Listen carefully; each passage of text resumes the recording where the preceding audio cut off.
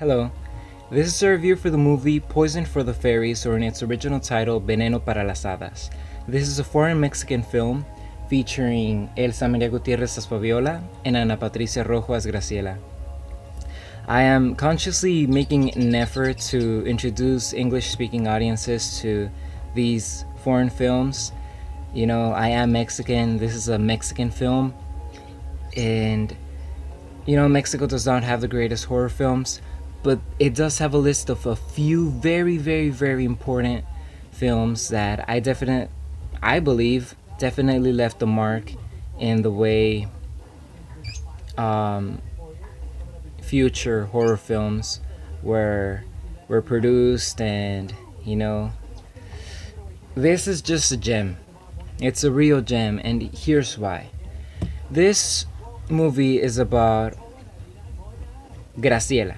Graciela is this little girl who lives with her nanny and her grandma because her parents died, and she has good money, I believe. You know, you have a nanny, you have good money. She lives in a nice house, but she doesn't have that much. And in comes, in the middle of the year comes Fabiola, this very wealthy girl who is a little bit lonely.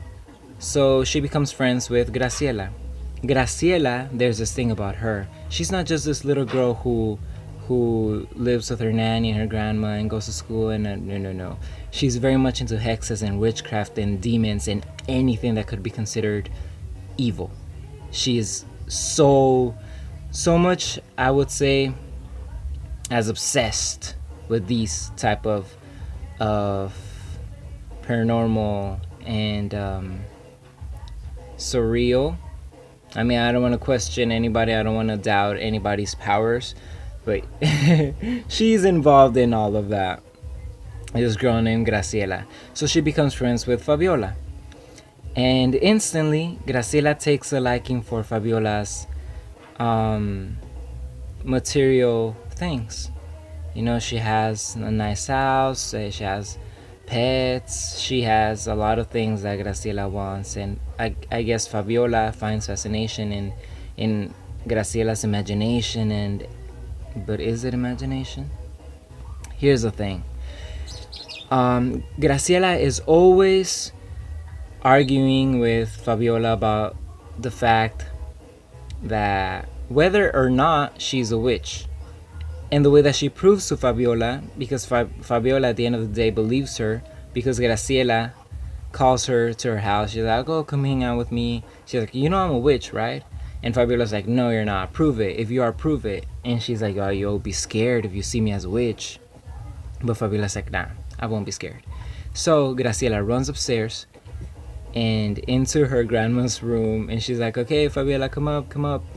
And Fabiola follows, and she hides. Graciela hides as Fabiola walks in. She sees her grandma, and I don't mean to be rude or anything. We're all getting there. We're all gonna be old, or else we die. You know, either we grow old or we die young. And Graciela's grandma looks like a typical witch, like old, wrinkly, white-haired, very macabre eyes. So Fabiola believes it, and she's traumatized because Fabiola is really easily persuaded and very frightened child, and with good reason. You know, you have this friend who's always arguing like, "Oh, I'm a witch," and this and that. So this is a really fun ride. This isn't blood and guts, it's not a slasher, it's not like the Chucky films or Friday the 13th. This is more thrillerish. It has a good tone, very good atmosphere, amazing cinematography. It's just so well acted.